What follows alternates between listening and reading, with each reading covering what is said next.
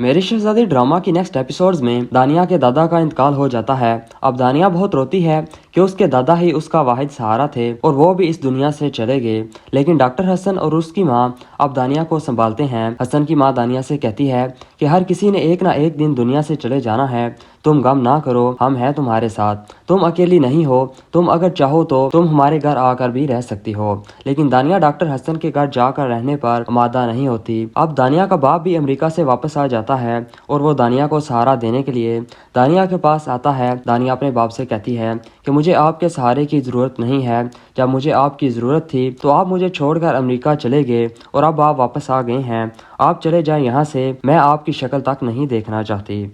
अब दानिया का बाप अलमास के पास जाकर अलमास पर गुस्सा होता है। सलाहुद्दीन अलमास से कहता है कि मेरे जाने के बाद तुम लोगों ने दानिया पर बहुत जुल्म किया, इसलिए दानिया घर छोड़कर चली गई, मैं तुम लोगों को कभी माफ़ नहीं करूँगा। शहाना सलाहुद्दीन से कहती है कि मियाँ ये गुस्सा कहीं और जाकर दिखाना, तुम्हारी बेटी यहाँ आई थी और लोगों के सामने मेरी अच्छी हस्ती बेइज्जती करके गई है, मेरा तो दिल चाह रहा था कि मैं उसको पुलिस के हवाले कर दूं, कुछ दिन हवालात में गुजारती तो उसकी अकल ठिकाने आ जाती, लेकिन मैंने ऐसा नहीं किया।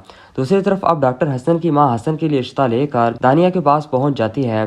दानिया कहती है कि मैंने शहरोज से तलाक तो ले ली है, लेकिन मैंने अभी दूसरी शादी करने का फैसला नहीं किया है। हसन की मां दानिया से कहती है कि बेटी अब तुम बिल्कुल अकेली हो गई हो, अब तुम्हारा ख्याल रखने वाला कोई भी नहीं है, तुम्हें किसी सहारे की ज़रूरत है। हसन बहुत अच्छा इंसान है, वो तुम्हारा सहारा बनेगा और तुम्हें बहुत खुश रखेगा।